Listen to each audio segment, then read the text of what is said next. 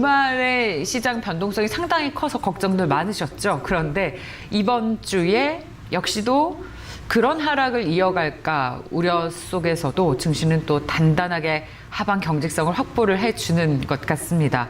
자, 헤르메스 스탁의 하창원 본부장 나오셨습니다. 어서 오십시오. 네, 안녕하십니까. 이번 주를 열고 또 닫으러 나오셨군요. 어때요? 이번 주 평가를 하신다면요. 저는 하방 경직성 확보라고 얘기를 했는데. 네, 뭐 일단 바닥을 좀 다지는 그런 움직임이 나타나지 않았나라고 좀 생각을 하고 있고요. 뭐 그 화요일에도 말씀을 드렸던 것 같은데 네. 일단 지금 시장 같은 경우는 뭐 반도체, 인프라, 뭐 친환경 이쪽으로 움직이고 있는데 그쪽 산업들이 워낙 견조하게 이제 사실 상승하고 있고 특히나 반도체는 엄청나게 좀 좋은 업황이 유지가 될 것으로 기대가 되고 있기 때문에 사실 뭐 조정이 나오더라도 좀 단기적으로 되지 않을까라고 좀 말씀을 드렸잖아요. 그래서 그런 움직임들이 좀 있다라고 보시면 좋을 것 같고요. 뭐 지금 이제 다음 주에는 연휴가 있어서 거래일이 좀 짧죠. 그런 거에 따른 또 연휴를 전에 두고 약간의 좀 리스크 관리를 하시는 그런 분들에 대한 물량이 나올 수는 있지만 일단은 기본적으로 증시의 이제 상위권에 위치해 있는 그런 종목군들의 산업이 지금 너무나도 좋기 때문에 뭐 일단 이 흐름은 좀 견조하게 유지가 되지 않을까라고 보고 있고요. 말씀드린 세 가지 그 섹터들 외에 이제 최근에 뜨고 있는 게 뭐 항공우주 그리고 뭐 이제 콘텐츠 쪽 그리고 플랫폼 관련된 부분들 그리고 게임주도 이렇게 좀 살이 붙고 있기 때문에 포트를 이렇게 나눠서 좀 보시면 좋을 것 같고요. 최근에 어느 정도 섹터가 좀 유지가 되면은 그 안에서 계속적으로 순환매 돌고 있고요. 매일매일 뭐 장 마감하시고 시가총액 상위 종목군들 흐름들 보시면은 올라가는 종목군들만 거의 계속 올라가는 이런 흐름들이 유지가 되고 있고 자주 보이시는 종목군들이 있을 겁니다. 그와 관련된 섹터들 위주로 한 주를 좀 마무리하시는 이 상황에서는 좀 체크를 해보시면 좋을 것 같고요. 그 다음 주도 아마 그런 섹터들 사이에서 움직임이 나올 것이기 때문에 그거에 대한 또 눌림목들을 좀 잡아보시는 것도 괜찮지 않을까라고 말씀을 드리도록 하겠습니다. 투자자 입장에서는 순환매가 너무 잦게 일어나서 네. 대응이 쉽지가 않아요. 늘 하는 얘기를 하기도 하지만 그렇죠. 네, 어제 많이 올랐었던 종목군들은 또 안 좋고 자동차, 우주항공, 방송 서비스는 실적 실망감에 또 약세를 보이고 네. 뭐 순환매가 너무 잦아서 투자자 입장에서는 쉬운 장은 아닙니다만. 그렇죠. 네. 아무래도 그 이제 잡아놓은 종목군들 중에서 저는 네. 이제 대장주들을 일단은 좀 걸쳐놓으시는 게 좋다라고 말씀을 드립니다. 네. 그러니까 예를 들어서 뭐 삼성전자나 하이닉스 이런 반도체가 빠지면 그때 이제 좀 잘 움직이는 게 이제 자동차 혹은 이제 플랫폼 관련된 종목군을 좀 잘 움직이고 그 종목군이 또 움직이면은 이제 안 움직이던 그 종목군들 만약에 또 조정이 나오면 또 다시 뭐 반도체나 뭐 친환경 뭐 이런 쪽이 또 움직이거든요. 그래서 내가 만약에 이 시장을 좀 따라잡기가 힘들다고 하시면은 일단은 제가 말씀드렸던 그런 섹터를 펼쳐 놓으시고 그 주가의 흐름들 차트들을 한 번 더 보신 다음에 올라가고 있는 종목군들은 그냥 두시고요. 그런 종목군들은 이제 이미 버스가 떠났다라고 보시면 좋을 것 같고 이제 올라가다가 약간 횡보하고 약간 옆으로 기는 그런 종목군들이 있습니다. 그 안에서 산업적인 부분이 계속적으로 성장을 할지 한 번만 체크해 보시고 단기간에 그 섹터가 또 이슈가 될 만한 것이 있는지 한번 체크를 해 보시고 그 다음에 그쪽으로 그냥 담아놓고 기다리시는 게 더 낫습니다. 그래서 최근의 시장은 가는 버스를 쫓아가기보다는 내가 버스 정류장에 가서 오기를 기다리는 게 훨씬 더 낫고요. 순환매가 빠르다라는 거는 그런 이제 버스 정류장에 버스가 오는 속도가 빠르다라는 거거든요. 그래서 우리는 어쨌든 수익이라는 그 길로만 가면 되기 때문에 하나의 섹터에 올라가는 섹터에 너무 무리하게 쫓아가시다가 물리시기보다는 이렇게 조금 눌림목에 있는 종목에 우리가 들어가서 좀 기다릴 줄 아는 그런 투자로 접근해 보시면 좋을 것 같고요. 최근의 시장의 흐름들로 보면은 사실 그 기다림은 일주일 안으로 거의 끝날 가능성이 굉장히 높습니다. 그렇기 때문에 그렇게 좀 보시고 한 2, 3거래 이내로 올라가면 또 차익 실현 매물이 나오기 때문에 그렇게 짧게 대응하시는 것도 뭐 최근 시장에 좀 대응하시기에는 굉장히 좀 크게 도움이 되지 않을까라고 말씀을 드리도록 하겠습니다. 댓글에 와니머니님 화이팅. 네. 우리 본부장님 유튜브 채널 이름이 와니머니라고 합니다. 네, 맞습니다. 와니머니, 네, 하고 있습니다. 깜찍한 채널명이에요. 네. 아이고, 또 팬분들께서 와주신 것 같습니다. 감사합니다. 네. 네. 알겠습니다. 순환매가 굉장히 빠르기 때문에 네, 활발한 트레이딩보다는 뭐 길목에서 기다리자. 네. 그리고 계속해서 간간히 그런 주도주들 말씀해주고 계시니까 참고하시면 좋을 것 같습니다. 자, 그럼 구체적으로 종목으로 네, 이어갈까요? 급등락 새끼 보시죠. 네, 자, YIK, 대원미디어, FST, 이 중에서 어떤 종목을 볼까요? 네, 대형 미디어 한번 살펴보도록 하겠습니다. 뭐 사실 이제 콘텐츠 관련된 종목군들은 네. 뭐 정말 많이 말씀을 드렸던 것 같아요. 네. 뭐 대형 미디어도 결국에 이제 웹툰 관련된 종목이고 저희 쪽에서 이제 플랫폼이나 이런 거 말씀드릴 때 한번 같이 말씀드린 적이 있는 것 같아요. 그래서 뭐 이제 DNC 미디어, 뭐 미스터 블루, 그다음에 대형 미디어 몇 군데 없습니다. 그리고 이제 대장 쪽으로 간다면 당연히 카카오 네이버 쪽으로 보시는 거고요. 그래서 지금 이런 웹툰 쪽으로는 사실 종목이 그렇게 많지가 않아요. 이렇게 해서 4개, 5개, 6개 이 정도밖에 없기 때문에 이 관련된 부분들이 굉장히 좀 좋은 게 최근에 콘텐츠 관련된 부분들에 대한 기대감들이 워낙 높은 상황입니다. 왜냐하면 이 웹툰이나 이런 것들이 결국엔 드라마나 영화가 되기 때문에 어떻게 보면 이 원재료가 될 수가 있다라는 그런 부분이죠. 근데 최근에 OTT 경쟁이 굉장히 심해지면서 콘텐츠 제작사에 대한 그런 능력도 굉장히 기대가 되지만 그 제작사가 만들기 위해서 필요한 게 괜찮은 소스입니다. 그래서 그 부분을 좀 진행을 하기 때문에 굉장히 좀 기대가 된다라고 보시면 좋을 것 같고요. 또 이제 네이버랑 카카오랑 같이 좀 경쟁도 많이 하고 있지만 우리나라의 그 웹툰 시장은 정말 어마어마하게 커지고 있습니다. 특히 뭐 북미나 유럽 지역도 굉장히 좀 크게 성장을 하고 있기 때문에 그에 따른 기대감들도 좀 있다라고 보시면 좋을 것 같고요. 이 종목 같은 경우는 웹툰뿐만 아니라 자체 IP 쪽에 대한 이런 기대감들로 좀 이런 흐름이 유지가 되고 있습니다. 한동안 이 콘텐츠에 대한 부분들은 저는 계속적으로 좀 좋아질 것이라고 좀 생각을 하고 있거든요. 앞으로 이제 우리가 생활 소득이 높아지고 여가 생활이 생기게 되면은 우리가 편안하게 이제 쉴 때 뭐 핸드폰으로 간단하게 웹툰을 본다거나 아니면 그 기반으로 만들어진 영화나 드라마를 분명 볼 가능성이 굉장히 높습니다. 그래서 앞으로 지속적으로 성장을 할 것이고, 그다음 5G랑도 좀 엮어서 갈 수도 있는 그런 섹터고, 과거부터 이제 킬러 콘텐츠로 콘텐츠 쪽이 많이 부각이 됐기 때문에 뭐 그런 부분들 계속적으로 좀 보시면 좋을 것 같고요. 일단은 이제 이 작품이 너무 많습니다. 작품이 너무 많이 갖고 있기 때문에 그에 따른 이제 웹툰의 강화라든지 아니면 다른 IP로 활용할 수 있는 부분들에 대한 메리트가 굉장히 많다라고 보시면 좋을 것 같고요. 또 최근에 뭐 디즈니 등과 계약을 맺어서 그 관련된 부분에서 이제 뭐 영화나 이런 기대감도 있기 때문에 그런 부분에 좀 움직임이 나타나는 것 같고요. 또 최근에 이제 DNC 미디어나 그런 종목군들이 좀 최근에 강하게 시세가 먼저 나오고 그 다음에 좀 후발로 따라오던 종목이었는데 오늘장에서 좀 강하게 좀 부각이 되면서 좀 슈팅이 나왔다라고 보시면 좋을 것 같습니다. 특히 네이버에서 세계 최대 웹소설 플랫폼을 인수했다는 소식 때문에 그쵸. 오늘 관련 주가들이 다 같이 움직이는 것 같아요. 말씀하셨듯이 미스터 블루, 키다리 스튜디오, DNC 미디어 이런 종목군들이 함께 상승세를 나타내고 있는데 이 중에 대장주를 대원 미디어로 꼽으시는 걸까요? 사실 그렇지는 않습니다. 네. 오늘장에서 좀 잘 갔고요. 뭐 최근에 가장 큰 이슈가 있는 건 이제 키다리 쪽이고요. 그래서 그게 그렇죠. 주가에 좀 네. 강한 모멘텀이 있는 상황이고요. 저는 이제 조금 안정적으로 본다면 DNC 미디어 쪽으로 가져가시는 게 좀 맞지 않을까라고 보고 있습니다.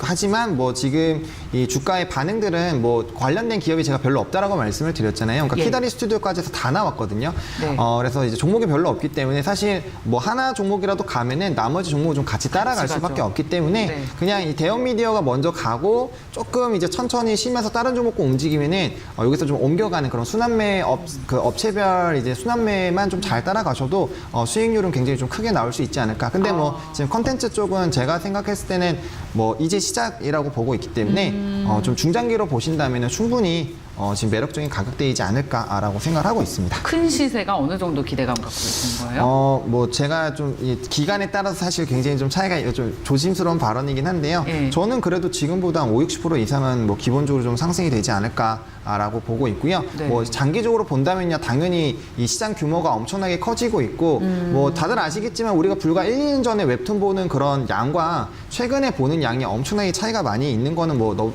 너무나도 다 잘 알고 계실 겁니다. 이러한 속도는 앞으로 더 커지면 커졌지 사실 줄어들기는 어렵기 때문에 관련된 기업들의 성장은 좀 계속되지 않을까라고 보고 있는 그런 상황입니다. 유통 전문 회사에서 콘텐츠 제작사로 진화하는 대형 미디어. 유통 이 콘텐츠 회사 하고 계시잖아요. 어서 또 예. IPO 하셔야죠, 우리 대표님도. 아직 작아가지고요. 네, 나중에 많이 저도 모이면 얼른 해야 하도록- 되는데. 네, 나중에 기회가 경쟁합시다. 되면. 상장사로. 아유, 알겠습니다. 감사합니다. 네. 자, 수급 새끼 보시죠. 네. 금호석이 오늘도 강해요. 삼부토건, KB금융. 야, 오늘 수급 새끼 종목군들도 할 얘기들이 엄청 많습니다. 근데 저는 금융주를 보고 싶어요. 제가 금융주 보자고 지난해 말부터 계속 말씀을 드렸는데 네. 일제히 그러네요. 오늘 흐름이 좋습니다. 네, 금융주들 뭐 지금 흐름 되게 좋죠. 일단 금융주들이 좋은 이유는 뭐 일단 첫 번째로 실적이 되게 좋고요. 그다음에 이제 배당 쪽에 대한 그런 기대감들이 커지는 건데 물론 KB금융 같은 경우는 지금 이제 정부에서 공고를 해서 배당 성향이 좀 줄기는 했지만 뭐 중간 배당이라든지 뭐 자사주 매입 소각 뭐 굉장히 많은 이런 주주 환원 정책들이 있습니다. 그거에 따른 좀 기대가 있다라고 보시면 좋을 것 같고요. 무엇보다 그런 것들을 진행하기 위해서는 결국엔 순이익이 많이 나와야겠죠. 순이익이 많이 나온다라는 거는 당연히 매출이 커져야지 전체의 크기가 커지고 거기서 영업이익 이제 제거하면서 순이익이 높아지기 때문에 매출도 굉장히 좀 기대가 되고 있습니다. 그래서 작년에도 최대 매출이 좀 기대가 되고 있었고 올해도 그 시세를 이어서 좀 실적이 잘 나올 것으로 좀 기대가 되고 있고요. 사실 금융주들이 굉장히 많이 좀 저평가가 되어 있습니다. 그래서 저평가 부분만 보더라도 굉장히 매력적인데 사실 우리 지금 시장에서는 굉장히 좀 소외된 섹터 중에서 매력적인 섹터들은 많이 있습니다. 다만 그게 이제 시장에서 관심을 가지고 수급으로 들어가야지 그게 이제 재평가가 되면서 좀 주가가 상승하기 때문에 그런 부분에서 좀 조심스러운 부분은 있지만 금융주들은 지속적으로 이렇게 관심을 받을 수밖에 없는 뭐 배당이라든지 이런 이슈들이 좀 잔류가 되어 있기 때문에 좀 한 번씩 좀 관심을 가지는 그런 시즌이 좀 오지 않았나라고 보고 있습니다. 또 특히나 이렇게 순환매 흐름들이 강하게 됐을 때는 사실 조금 눌려있는 그런 종목군들 중에서 실적도 좋고 안정적으로 성장하는 그런 기업들 쪽으로 자금이 좀 옮겨가는 경우도 있거든요. 저도 가끔씩 그렇게 하시는 방법도 만약 따라가기 좀 힘드시다면 좀 추천을 드리기도 했었는데요. 그런 부분에서도 메리트가 굉장히 좀 있다라고 보시면 좋을 것 같고요. 일단 무엇보다 금융시장의 분위기가 지금 너무나도 좋습니다. 그래서 이런 업황이 너무나도 좀 긍정적으로 흘러가기 때문에 뭐 그러한 부분들만 보시더라도 이러한 흐름은 좀 지속이 되지 않을까라고 좀 보고 있습니다. 어디서 매출이 나는 거고 업황은 뭐 어떤 부분이 좋아져서 좋은 거예요? 일단 뭐 M&A도 좋았고요. 그 다음에 자회사에 대한 그런 실적들이 좋은 것들이 KB금융 말씀하시는 그렇죠. 거죠? 네. 네. 그래서 관련된 부분에서 좀 올 수가 있고요. 뭐 일단 뭐 이자라든지 뭐 다양한 부분들에서 사실 매출 같은 경우는 뭐 다양하게 나올 수가 있기 때문에 그 부분에서 이제 긍정적인 흐름이 유지가 되고 있다라고 보시면 될 것 업황 같습니다. 기대감은 어떤 부분이에요? 뭐 일단은 금리 인상 기대감인가요? 뭐 금리 인상에 대한 부분도 있고요. 뭐 사실 지금 인플레이션 쪽 관련돼서도 많은 얘기가 나오고 있기 때문에 아무래도 좀 금리 그리고 우리가 이제 또 대출이나 이런 것들이 많이 또 이뤄졌잖아요. 코로나에 대한 그런 부분들로 그래서 그거에 따른 일단 기대감들도 굉장히 좀 큰 상황이고 만약에 금리가 인상이 된다면 거기에 추가적인 또 마진이 생길 수가 있기 때문에 뭐 전반적인 부분에서는 사실 좀 금융주들이 관심을 안 받을 수는 없는 그런 이슈들은 많이 있는데 단지 지금 수급이 워낙 앞서 말씀드렸던 뭐 친환경이나 반도체 이쪽으로 좀 많이 가 있기 때문에 상대적으로는 조금 소외가 돼 있다라고 좀 보시면 좋을 것 같아요. 물론 뭐 최근에 좀 반등이 나오기는 했었지만 뭐 이 지금 가격대가 사실 코로나 이전 가격대도 회복도 아직 못했거든요. 그렇기 때문에 그런 부분들에서도 좀 매력이 있는 상황이다라고 말씀을 드리도록 하겠습니다. 자, 금융주라고 하면은 여러 가지 있잖아요. 은행, 증권, 네.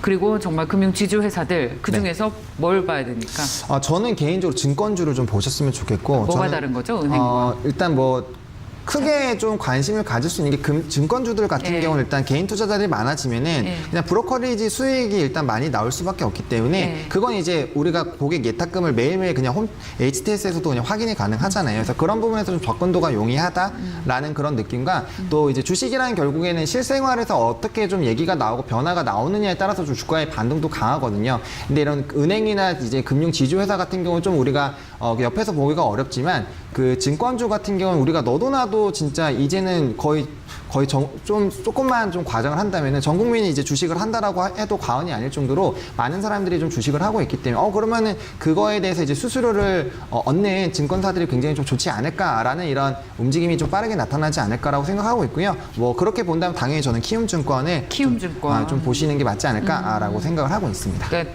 직접 투자를 하는 분들이 늘어나면서 그렇죠.